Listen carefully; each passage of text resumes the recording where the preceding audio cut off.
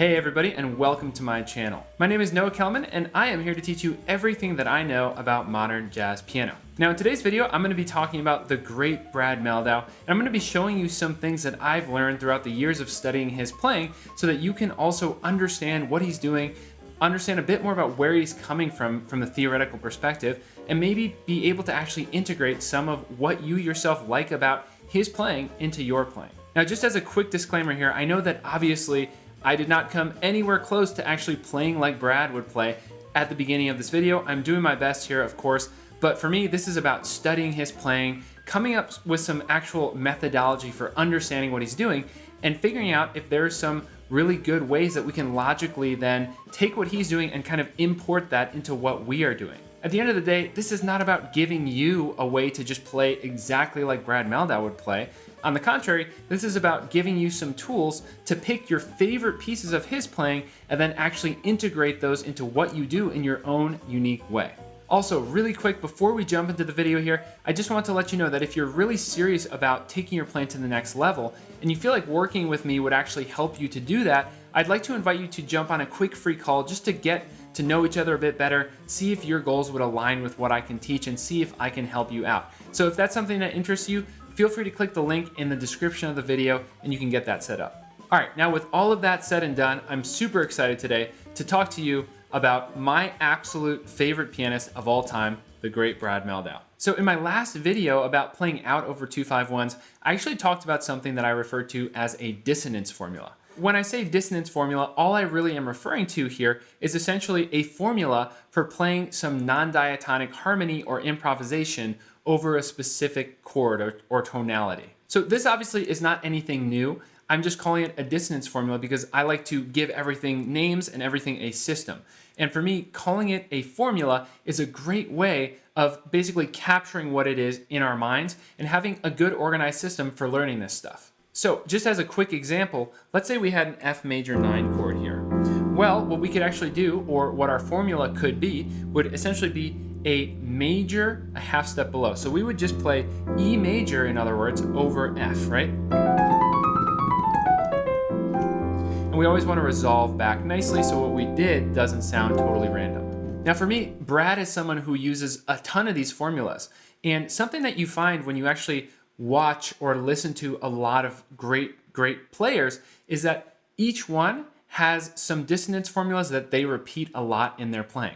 And why would that be? Well, because in my opinion, each player essentially gets a dissonance formula in their ear over time. So for us, what we do is in working on these dissonance formulas, they just become a tool that we can pull out of the toolbox. And obviously everybody's got a different toolbox with a different set of tools. So if you work on one enough, it becomes ingrained enough in your ear that you can draw it out right then, right there, whenever you need it. Now, in some ways, I think that Brad may be one of my all-time favorite pianists, specifically because I love the dissonances that he uses. So what I did for today's video was actually compile some dissonance formulas that I think are really common in his playing. Now, how did I do that? Well, I basically just went through some recordings, found specific moments where I felt like he played a really interesting dissonance, and then I just wrote down what it was on this beautiful sheet of paper here. So I'm gonna have this with me as I go through the video and talk to you about some of these formulas that I find to be common pieces or parts of Brad's playing. So I wanna start with a fairly simple one here. So this is a formula where we actually take the minor 9 chord from a whole step below the 5 chord and play that over the 5. So one great example that I found was actually in Brad playing When I Fall in Love. We have a 2-5-1 to E flat, right, to E flat major. On the 5 chord, what he did was he played A flat minor 9, this kind of sound. And then resolves to the E flat major. So this is a really pretty quick little formula that he throws in here a lot and that you can also work on now that you understand what it is. So again, over B flat as the 5 chord, right? This would be a B flat dominant chord. We're actually going to take, starting on the flat 7 of that chord, or rather starting a whole step below the root, we're going to take the minor 9 chord, and that's our sound. And if you want to make this a little more interesting, the voicing I'm doing here is A flat, B flat, B, D flat, E flat, G flat, and B flat, right? So it's a bit more clustered here.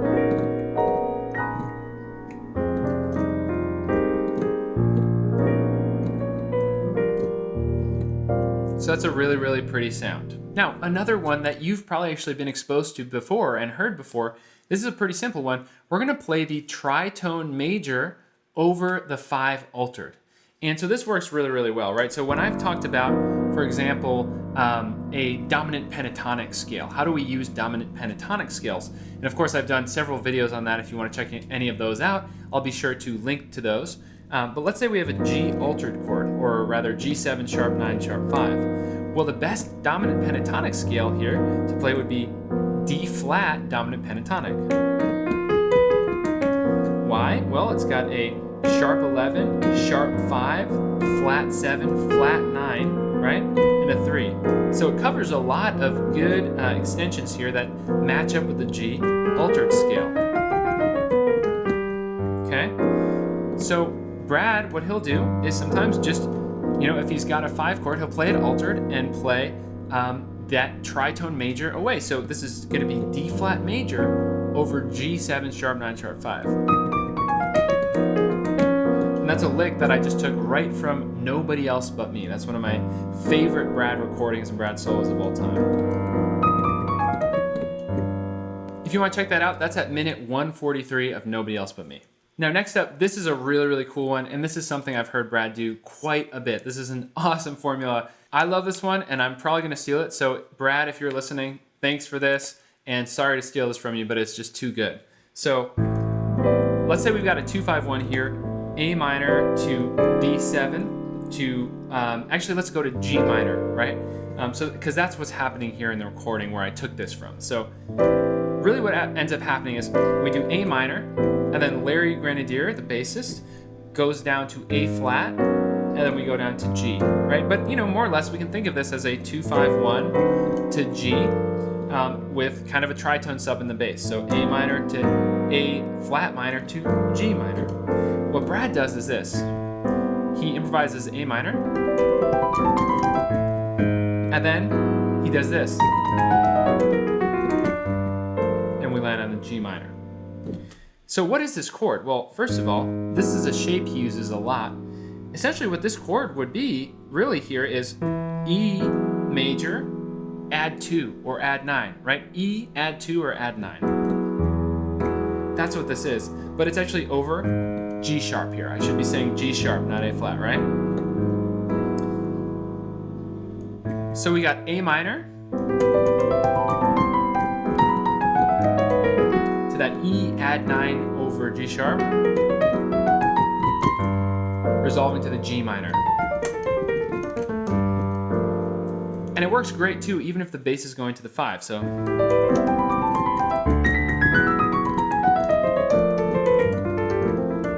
Right? Really, really nice. Also, really quick before I show you some more of these, I want to let you know that just last week I released 26 modern jazz piano licks, which is full of a bunch of modernized licks that have a lot of intervallic motion as well as dissonance formulas built into them. So if you want to quickly and strategically take this stuff and apply it directly into your playing, be sure to check those out, jazzpianoconcepts.com/store, and of course I'll also link that in the description. Additionally, if you're enjoying this video so far, please be sure to give it a like, and also, if you're new to the channel, hit subscribe and hit the little bell so you don't miss any more videos just like this one. I'm working really hard to bring you great content every week, and I truly appreciate every thumbs up and every subscribe. Thanks so much for all of your support. All right, so here's another really fun one. So this is basically more or less a tritone substitution here. So what is a tritone substitution? Well, on its most basic level, right, let's say we had a 2-5-1 to C. So we had D minor 9 to G13 to C major 9. Well, what we would actually just be doing would be subbing the tritone for the 5. Rather, the tritone away from the 5 for the 5. So our 5 is G7, so that means we'd be doing D flat 7, or the chord I'm playing is D flat 13, right? But actually what we could do is add a 2 before that tritone sub. So we could do D minor, and then we want to do 2 D flat. So A flat minor to D7, then to C, right? That's a really common sound you'll hear, and it's a really, really nice little substitution. So let's take this one step further. Let's actually switch to a 2-5-1 in F here. So G minor 9 to C13 to F major 9. So let's do this. What is our tritone sub here? Well, we've got G, and then to find the tritone of the 5, which is C, we count down 3 whole steps. We actually have F sharp F, right? So it'd be G minor 9 to F sharp 13 to F major 9. Well, then our 2 to get us to that tritone sub would be G minor, D flat minor to F sharp 7, right? To F major 9 here. So here's what we can do. Even if the bass player is playing a normal 2-5-1, G minor to C7 to F, we can actually use the formula of that tritone substitution, and it's going to create some really nice dissonance. So bass player plays the C, but we actually play D flat minor 9 here, right? And we can even resolve, right? D flat minor 9 to F sharp 13, and then resolve to F, right?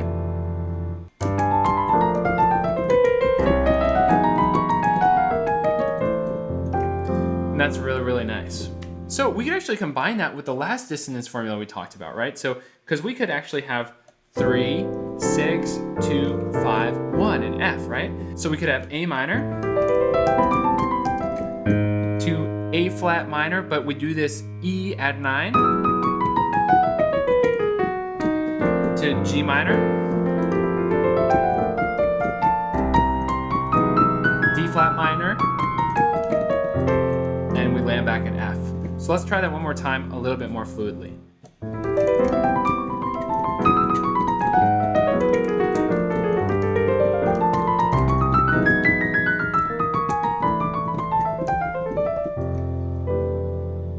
All right, here's another really, really cool one that I took from Nobody Else But Me. So there's a part of the song that goes C major to D flat diminished, right? D minor to E flat diminished, right? So here's what Brad does. C major, D flat diminished, D minor, and listen to that over the E flat diminished. And the voicing here, we've got G flat, B flat, B, D flat, F. Beautiful, what is that? I love that.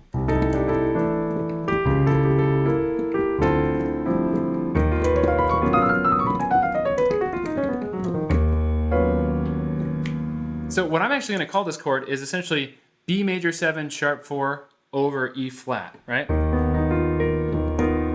But really all the notes are from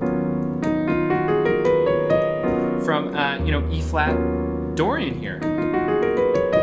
But for me, for really getting the sound of this chord, this kind of dissonance happening, for me it feels more like a B Lydian sound over E flat minor. And so if you have an opinion on what else we could call this chord, please leave it in the comments. I would love to know what you think.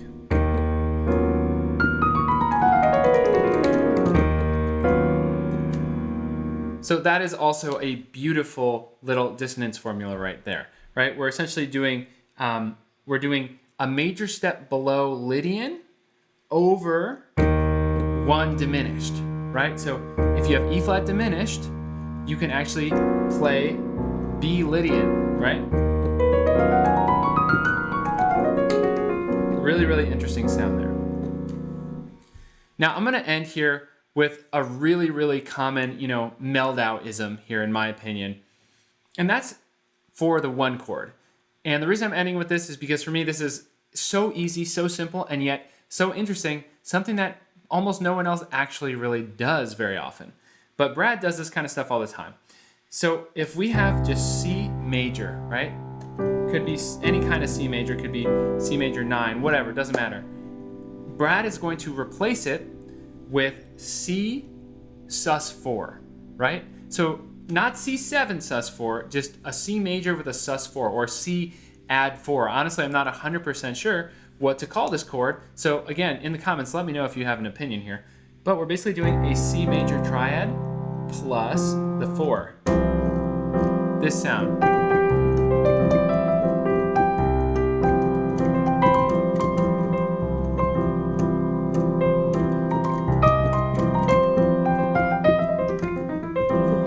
just as a little additional tip, even on a major chord like this, Brad is very likely to play even a minor third. So it's almost drawing a bit from that bluesy sound here.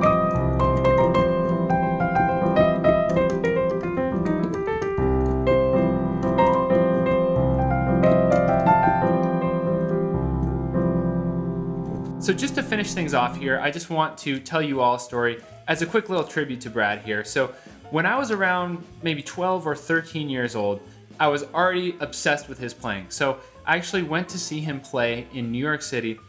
And after the show, I can't remember who it was, someone, maybe, this wonderful, wonderful teacher I had named Sophia Rosoff, who was an incredible, incredible teacher who really helped save my technique and my playing in a lot of ways when I was having a lot of arm problems. I think it was her who knew Brad, and so she was able to finagle me into the green room after the show. And so nobody knew if Brad was actually going to show up. Nobody knew if he was even going to come say hi, but sure enough, he did. He basically, just decided to come say hey to everyone, say hey to his fans, just to be a nice guy, basically. And so I was there, with my family, and I was absolutely terrified. And I actually had my iPod with me, because I was pretty much listening to him the whole day in preparation for the concert. And I don't know what came over me, but I got a chance to talk to him, and basically I asked him if he would actually take a quick listen to my playing and give me a tip. And so he was super warm, super gracious, and basically said absolutely. And I'll never forget it.